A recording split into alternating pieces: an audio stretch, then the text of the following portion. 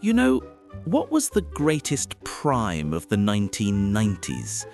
No, it wasn't the boy bands, it wasn't the shell suits that made you rustle like a crisp packet everywhere you went, and it certainly wasn't the inexplicable decision to let the mullet hairstyle have a second chance. No, the real crime, the truly unforgivable one, was a mass disappearance, a quiet, sugary extinction that happened right in our local newsagents, right under our noses. Today, our chocolate aisles are, well, they're safe, they're predictable, boring even. But we are travelling back to an era when choosing your chocolate was an adventure, a genuine risk, an act of delicious rebellion. Welcome to the Nostalgia Brit, and welcome to the Great British Chocolate Case Files. Case File number 1, The Fuse. My word, The Fuse. Launched in 1996, this wasn't just a chocolate bar, it was a challenge. It was the absolute unfiltered spirit of the mid-90s crammed into one purple wrapper. You see, the 90s was the decade of more music, more channels, more stuff. And Cadbury, in a moment of pure genius, simply said, "Hold my tea." They threw everything at this bar: peanuts, raisins, crisp cereal, fudge pieces, all suspended or fused in that classic milk chocolate. It was glorious, chaotic, and an absolute menace to dental work. It was the fastest-selling bar since the 1980s. We were obsessed. It was the perfect reward for surviving a PE lesson. And then, in 2006, they just stopped. They pulled the plug, just like that. An icon of the era, gone. Perhaps it was just too much for the new millennium, too chaotic, too brilliant, a true fallen giant. But the Fuse was a recent loss. Let's wind the clock back further, back to the age of space hoppins and frankly dangerous wallpaper. The year is 1967. The case file, the Aztec. This bar was Cadbury's heavyweight contender. It was built from the ground up for one single purpose: to take on the reigning, seemingly unbeatable champion, the Mars bar. And on paper, it was a knockout. It had the nougat, it had the caramel, it was all wrapped in that magnificent purple and gold packaging that just screamed 70s glamour. It was, if we're all being honest, a bit more sophisticated than a Mars bar, a bit more refined. Perhaps that was the problem. It was the David Bowie of chocolate bars, while the Mars was, well, the Mars was always just the Mars, wasn't it? But being sophisticated doesn't always win a playground fight. By 1978, after a decade of trying, the Aztec was phased out.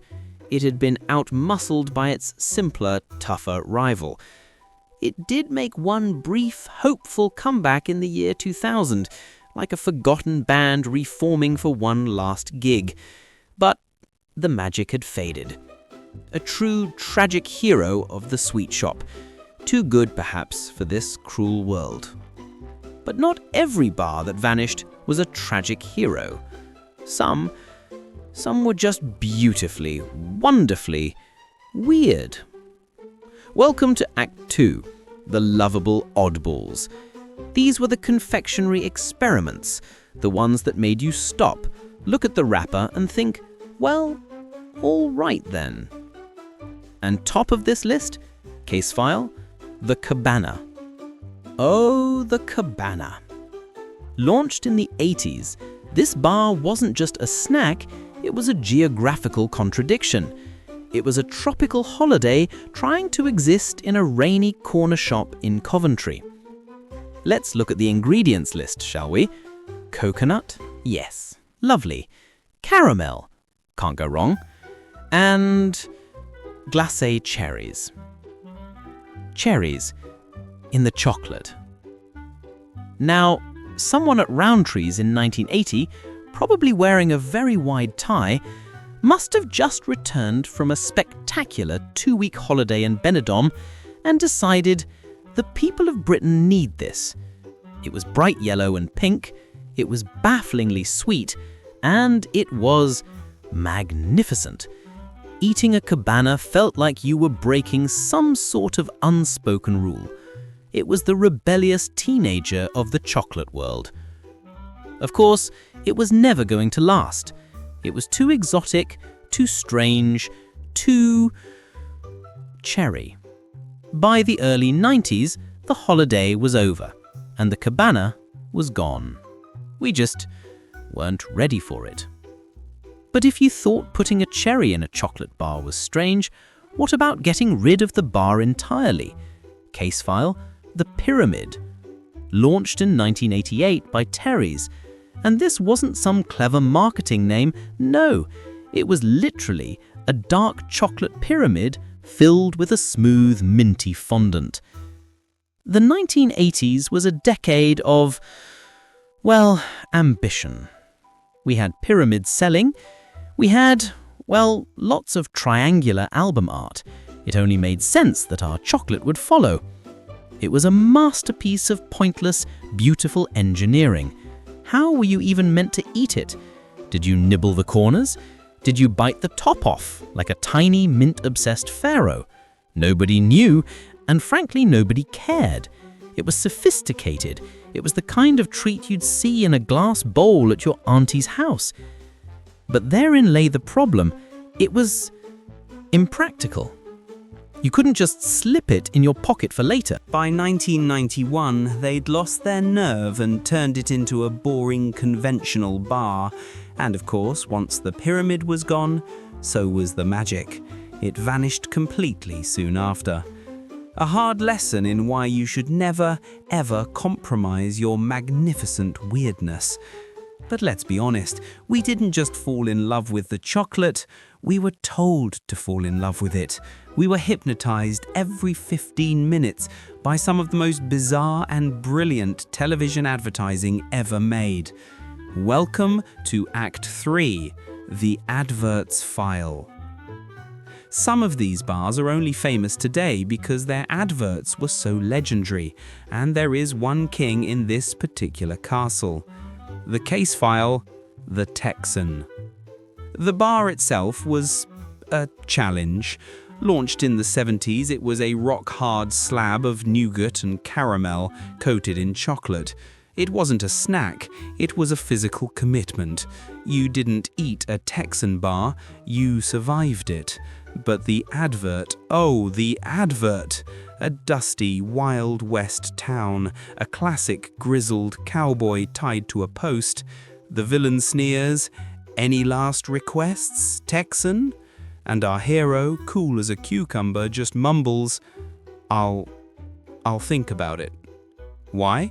Because he was slowly, painfully, agonizingly chewing his Texan bar. It was the bar that was so tough, so unfinishable, it could literally save your life by delaying your own execution. It was genius. They took the bar's biggest flaw, that it was like chewing a brick, and turned it into its greatest strength, the sure, slow chew. We all wanted one. We all wanted to be that cool cowboy, even if it meant risking our fillings and possibly our jaws just to feel tough for 5 minutes after school. But there's a fate worse than just disappearing. It's the slow, painful death of being replaced. When your favorite bar is ruthlessly rebranded. Welcome to Act 4. The betrayals. And there is one case that haunts us all. An act so cold, so cynical, it's still spoken about in hushed tones in playgrounds across the nation.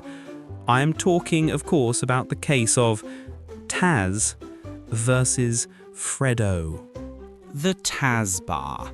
It was perfect. A small, delicious chunk of Cadbury's caramel chocolate, launched in 1994, featuring the lovable spinning maniac from Looney Tunes on the wrapper. It was cheap, it was cheerful, it was ours. And then it happened. One day, Taz was gone. The shelves were empty, and in his place stood a frog. Freddo.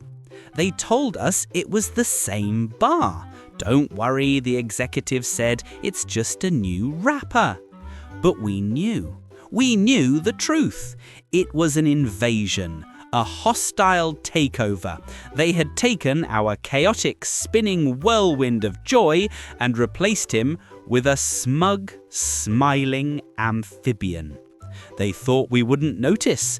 They thought we'd just accept it. It was, perhaps, our first great childhood betrayal, a sign that the world was a cold, hard place where even your favourite chocolate bar wasn't safe. We're still not over it, and we're not sure we ever will be. But sometimes the betrayal is more subtle.